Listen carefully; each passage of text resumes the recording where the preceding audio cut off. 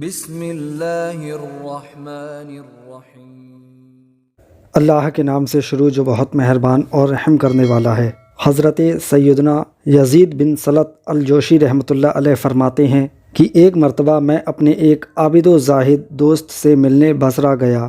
جب میں ان کے گھر پہنچا تو دیکھا کہ ان کی حالت بہت نازک ہے اور شدت مرض سے قریب المرگ ہیں۔ ان کے بچے، زوجہ اور ماں باپ ارد گرد کھڑے رو رہے ہیں اور سب کے چہروں پر مایوسی ہے۔ میں نے جا کر سلام کیا اور پوچھا، آپ اس وقت کیا محسوس کر رہے ہیں؟ یہ سن کر میرے وہ دوست کہنے لگے، میں اس وقت ایسا محسوس کر رہا ہوں جیسے میرے جسم کے اندر چیونٹیاں گھوم رہی ہوں۔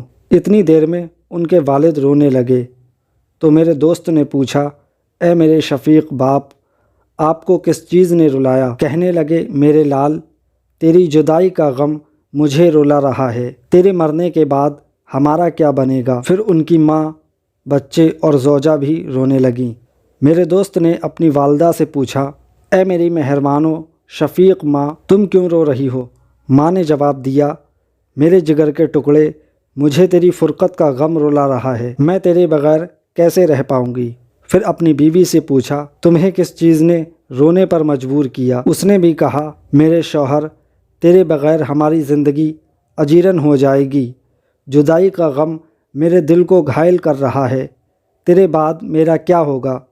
پھر اپنے روتے ہوئے بچوں کو قریب بلایا اور پوچھا، میرے بچوں، تمہیں کس چیز نے رلایا ہے؟ بچے کہنے لگے، آپ کے وصال کے بعد ہم یتیم ہو جائیں گے، ہمارے سر سے باپ کا سایہ اٹھ جائے گا۔ آپ کے بعد ہمارا کیا بنے گا؟ آپ کی جدائی کا غم ہمیں رلا رہا ہے۔ ان سب کی یہ باتیں سن کر میرے دوست نے کہا، مجھے بٹھا دو۔ جب انہیں بٹھا دیا گیا تو گھر والوں سے کہنے لگے، تم سب دنیا کے لیے رو رہے ہو، تم میں سے ہر شخص میرے لیے نہیں بلکہ اپنا نفع ختم ہو جانے کے خوف سے رو رہا ہے۔ کیا تم میں سے کوئی ایسا بھی ہے جسے اس بات نے رلایا ہو کہ مرنے کے بعد قبر میں میرا کیا حال ہوگا؟